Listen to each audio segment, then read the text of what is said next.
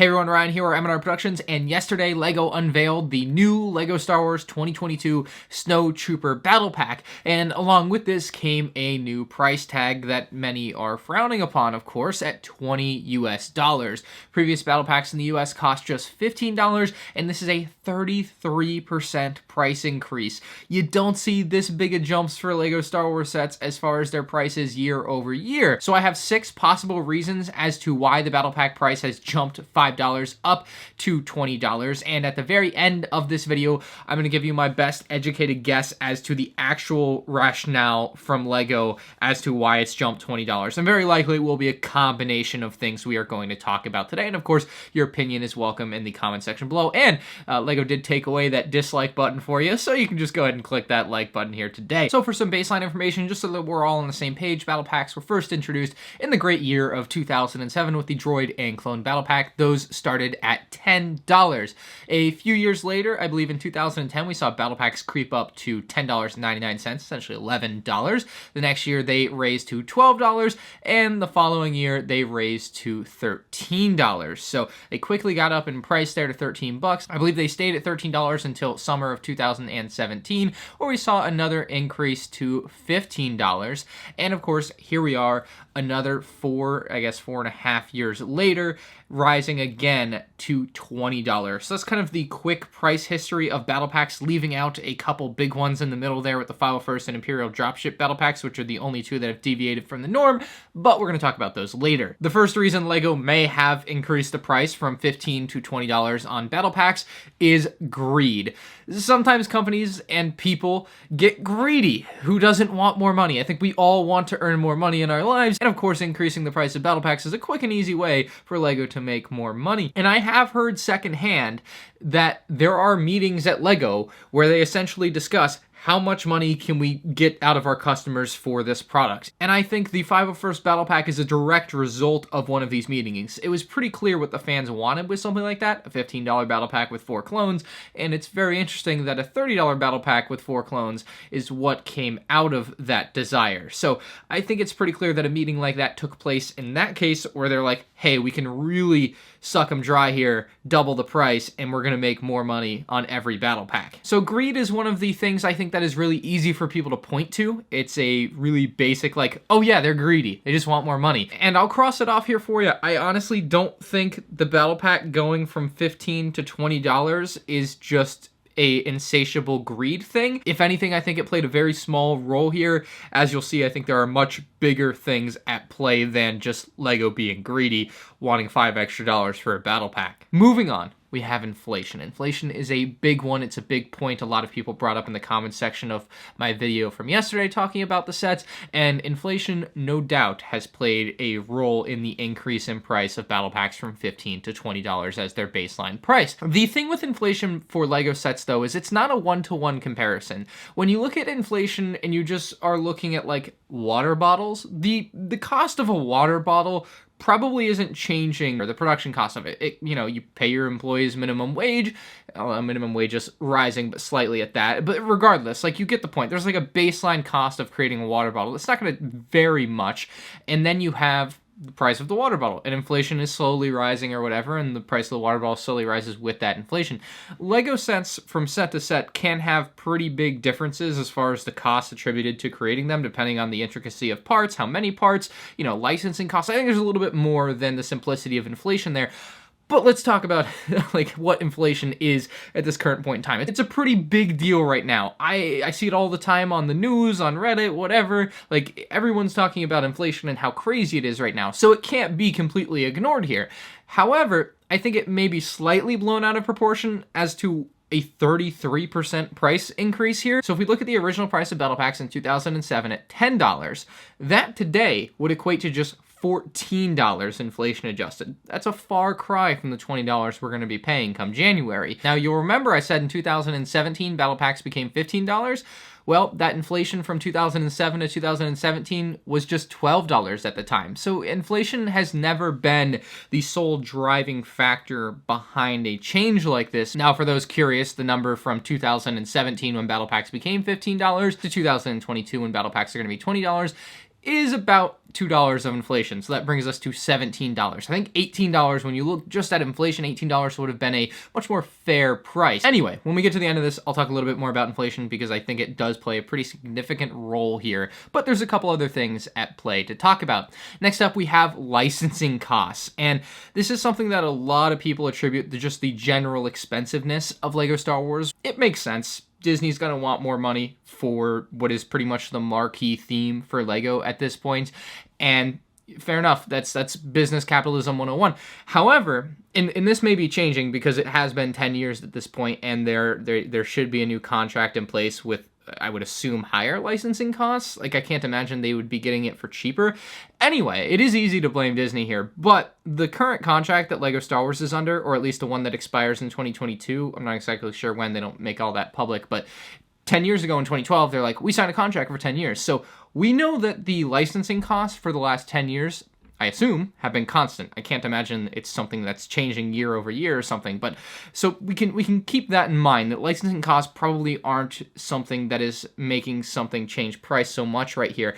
On top of that, if licensing costs were the thing that was making this increase in price 33%, I look at a set like the ATST that was also revealed yesterday and would fully expect a set like that to cost $60 if licensing fees were so drastic that they had to increase the price of a battle pack by 33%.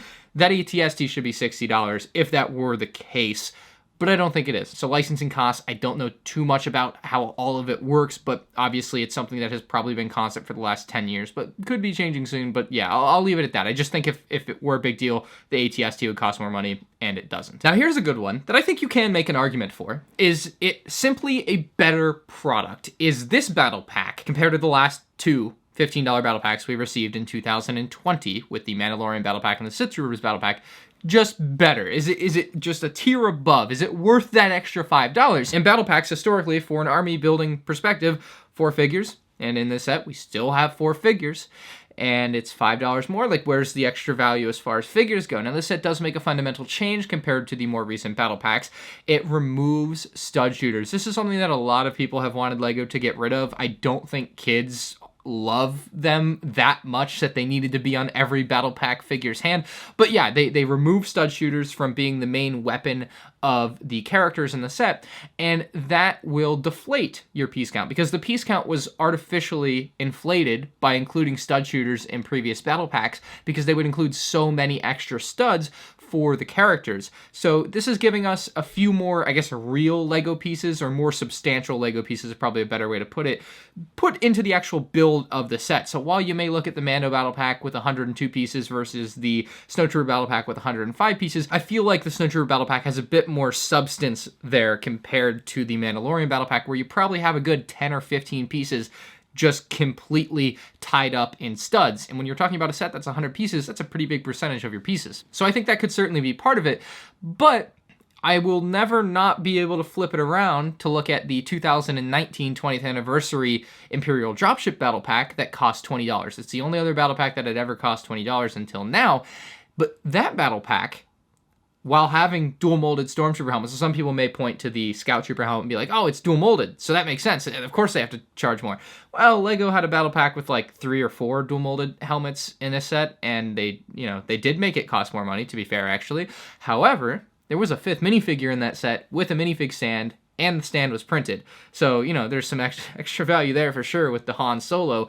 That made a lot of sense for increasing the price $5 back in 2019. It's only been 2 years. So I would argue that battle pack was a simply better product. And as much as, I brought up earlier that the 501st battle pack costing $30 is quite frankly probably the result of a meeting where they decided that they could really squeeze extra money out of the really diehard LEGO Star Wars fans, and by gosh, they did. People bought those in droves and really continued to do so. The 501st battle pack still did give you extra for that extra $15 for doubling the price of a battle pack. And I disagree. I wish there were more clone troopers, but you do get 2 extra battle droids. You do get 2 pretty large builds in the set. So from that perspective, it does have that added value, and it is simply a better product for that reason as far as the substance goes. And if you want to just boil it down to piece count, I mean, $30 for 285 pieces with the 501st battle pack, or $20 for 105 pieces with the brand new Snow Trooper Battle Pack. Price per pieces and everything, but I mean, just look at these two side by side. You can just tell one is substantially more than the other, regardless of the piece count itself. It makes that Snow Trooper Battle Pack look way worse than it probably is for the $20 when you're just looking at like how much you're getting, you know, weight-wise, size-wise, piece count-wise, however you want to look at it. It just don't look good for that Snow Trooper Battle Pack. Anyway, I just don't see a 33% price increase because of the lack of stud shooters and a dual molded Scout Trooper helmet, as nice as those things are. 33%, probably a little bit much there. But it definitely probably is a couple percentage points of that price increase because they are, adding some cost on their end for giving you better parts, essentially. I'm retroactively adding this in, but I totally forgot to talk about it. You won't hear me talk about it at the end of this video, but I do think it does play somewhat of a role. If I had been talking about it at the end of the video, I'd say probably 10 to 15% of a role here. That being said, this is something that I feel like Apple does, and this is how I can draw some comparisons for you. So basically for LEGO Star Wars, on the lower end of things right now, we have microfighters that cost $10 and previously battle packs that cost $15. And when you look at those two things next to each other, in a store or whatever, if you're a consumer, you're looking at something that has 1 minifig versus 4 minifigs. Only a $5 difference, plus a lot of the battle packs now, or at least the Mandalorian battle pack recently came with, 2 builds. And like for $5 more, why wouldn't you get the one that has 3 more figures and another build? And it just didn't make a lot of sense from like a, looking at things on a shelf standpoint when microfighters were 10 and battle packs were 15. So if you're LEGO, increasing the difference between these items, I think makes battle packs cannibalize microfighters a little bit less, if that makes sense. And so, for example, Apple has its iPad lineup starting at the very cheapest end of $330 with just an iPad. And while the iPad mini probably should be $400, they actually charge $500 for it, probably to help differentiate the products. And then you have the iPad Air, which probably should be $500, but because they bumped up the iPad mini, you can't have the iPad mini cost the same as the iPad Air because it's a significantly different size, even though otherwise they're pretty similar, so you charge $600 for it. And then for your Pro top-of-the-line iPads, you add another $200 on top. So having pretty substantial differentiation in your price points, I think is pretty important, and that is something that LEGO is gaining by adding $5 to this. So the shockwave effects of this as well are yet to be seen as to whether or not we'll see, $20 dual sets now become $25 dual sets because you don't want them to compete with that $20 price point. That's something that we could see. So that's something that does scare me a little bit. I don't think dual sets are worth $25. Oh, and in addition to all of this, there are some rumored minifig packs for LEGO Star Wars that would supposedly also include 4 minifigs, but have a much less substantial build. They may have also done this in part on top of already differentiating between microfighters and battle packs to differentiate between microfighters, battle packs, and put the minifig packs in the middle at $15. So now you have $10, $15, and $20 covered there. Anyway, next topic, a changing market. I think this is a really big one that's kind of underlooked and probably, I would assume LEGO thinks about this, but who knows? Anyway, it's no secret that more and more adults and people in my age bracket as well, like college graduate age group, grow up with the prequels type of folk, are buying more and more LEGO Star Wars sets every day. And, there's a lot of reasons for this, but the fact of the matter is that they are just buying more. And people in that age bracket have more money because they have jobs. And, obviously the people that were buying LEGO sets 10 years ago probably had jobs because that's how you generally get money. But that's money that was, given to kids for birthdays or gifts and stuff. And there was just much less of it. And certainly there were adults into it, but it's just much more common now. And so my point to all of this is that LEGO potentially looks at this, and it somewhat ties into the greed, I suppose. And, adults have adult money. When I was 13, the difference between $10 and $20 was much more substantial than it is in my life today. And I think that's probably true of a lot of people when they go from 13 to 20, I guess I'm 24 now. But all of this growth in the age groupings that have, real income, has led to some pretty massive UCS sets, $700, $800, like we've seen with the most recent UCS AT-AT. LEGO clearly sees that there are people willing and able to pay $800 for a LEGO set, myself included, and are making things to fit that market. That's really great. That's something I couldn't have imagined 10 years ago. maybe a little bit, but really for the most part, like crazy to think about that it's just so common today. And the way I see it is that if Lego thinks like Apple, you're buying an Apple MacBook, right? You're gonna pay your MacBook Pro, and you're gonna pay $3,000-$4,000 for your computer. What's an extra $50? What's when Apple is selling you accessories, you got to get your dongle. That's an extra. I hope this was $20, but in my mind it's probably $40, right? Like Apple just charges a lot of money for little things like this, and I like them. They work well, and I need them, and that's why I buy them. Apple is selling to somebody who probably has, if you have money to buy a $4,000 computer, you're gonna tack on the little accessory that costs $20, $30, $40 and not think twice about it, when you could get a cheaper version, of course, but a lot of people just want the Apple version. And so Lego potentially thinking the same way is like, oh, you're going to buy an $800 UCS set? Well, you're definitely not going to look at a $20 set and scoff at it. It's probably part of what they're doing, right? Like part of that has to be that adult market where you just got the money and it's like, whatever, there's another 20 on top of my $800 I'm already spending. I want more snowtroopers. Hell yeah, dude. Like, more power to you and to Lego for, seizing that market, I suppose. Our sixth and final topic here is that production costs in the world economy right now are just insane, bonkers.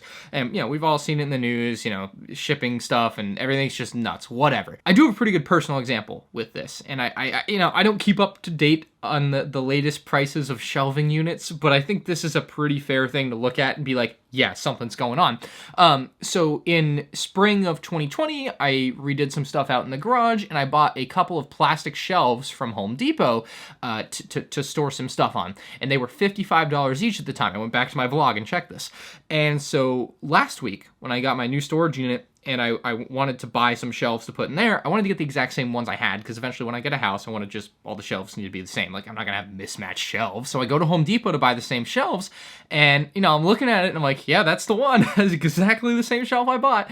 And it was now $90 instead of $55. So, yeah, I mean, that's a pretty big price hike from just a year and a half ago on plastic shelving. You can see where that is definitely playing a role, and that's probably playing a role somewhat here with Lego. And I would also, I guess, part of the economy thing, the future uncertainty, right? They kind of have to future-proof some of their stuff too for a year and a half, 2 years down the line, because you don't want to start selling something now, and then all of a sudden you go from having a nice profit margin to selling it at a loss because either inflation has gone up so much or something happens, right? You have to have some buffer in there. So out of our 6 topics, I don't think it was greed.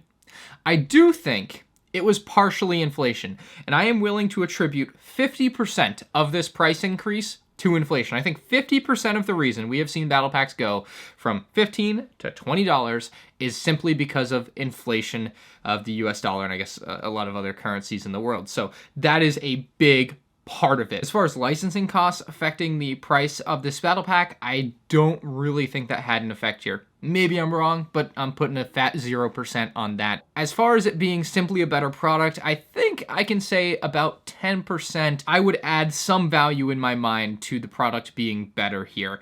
I think it's worth a little bit extra because you've removed stud shooters, because you've removed that inflated piece count. I don't think that's a big part of it here, but I do think about 10% of our price increase here can be attributed to that. I think about 20% of our price hike here can be attributed to the changing market regarding Lego Star Wars and Lego in general, and just all this adult money being funneled into this now, and people that are picking up the hobby because they watch YouTube videos, because they saw an advert, a lot of different reasons there. But when you have people buying an $800 UCS set for an AT-AT and they want some snowtroopers to go with it, whether they were going to spend $15 or whether they were going to spend $20 for the Snowtrooper Battle Pack, they were going to buy it anyway, so why not make it 20 if you're Lego? So I say that's about 20% there. And then our final 20% I think can be attributed to production costs and the world economy craziness. So that is how I would personally chop it up. You can certainly think differently and let me know what you think the rationale for Lego is down in the comments section below.